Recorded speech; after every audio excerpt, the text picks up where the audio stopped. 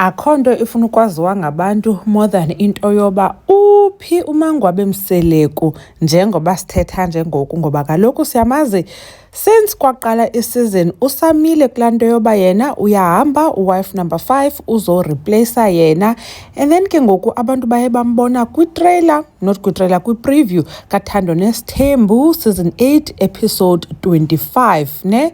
Yes, molweni ndinamkela kuMamgobhozi TV. So ku episode 25 ke uMangwabe uyabonwa ehamba esithi ufuna ubona uba kuza kwenzeka ntoni kwi-family trip. So abantu babhizi bathi hayibo uMangwabe ebengathi uyahamba nakwaMseleku, so uyaphi kwi-family trip ehamba nje.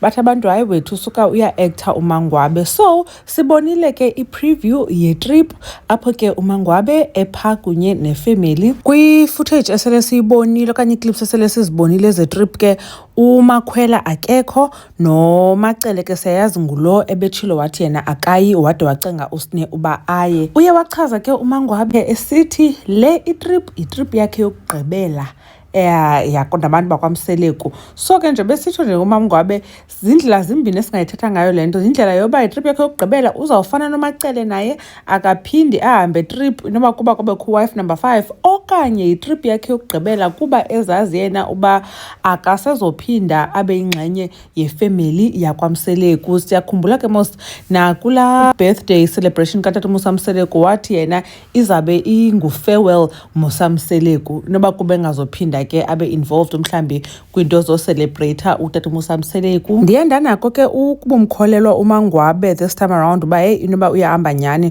ngose ndimbone ehleli nentombi yakhe uMawande emxelela uba umama notata abasazohlala ndawonye ngoku, as in bayehlukana, kodwa ke uzawuzikhethela uba ufuna uhlala nabani. Ndaqonda hayi noba sekuthiwa kwenzelwa ifilimu okanye kuya-actwa noko akanode aphosise ngento eserious olo hlobo. So uyaphinda uyatsho ke ngoku uMangwabe bethunani uthi hayi njengoba nindibona kule trip nje ndizovalelisa itrip yam yokugqibela nabantu bakwaMseleku, ndiyaphuma nyhani. Andiyazi ke bazawuthini xa sebexelelwa uba uwife number 5 ukhulelwe. Abantu ke they are more interested ubona okanye like uva i-reaction kaMayeni. Kuthiwa hey uMayeni uzawuthi hayi ke ikhehla likhulelisile ingane, but ke sizawubona bethunani because ii-episodes kuthiwa zandisiwe, bekuthiwe 24 kuqala, ngoku kuthiwa ke zizaba yi-31. Hayi asikhalazi mntasekhaya, nangona ke ingulo phantsi phezulu kwii-episodes azidibani,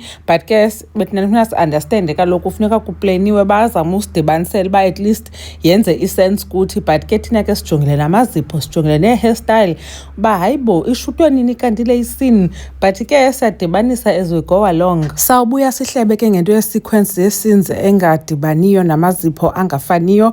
uMamgobhozi uyabulela kakhulu ngokuthi nibukele le video. Khanike nitsho ke nina ke, do you believe uba uMangwabe umkile okanye usekhona? Bye.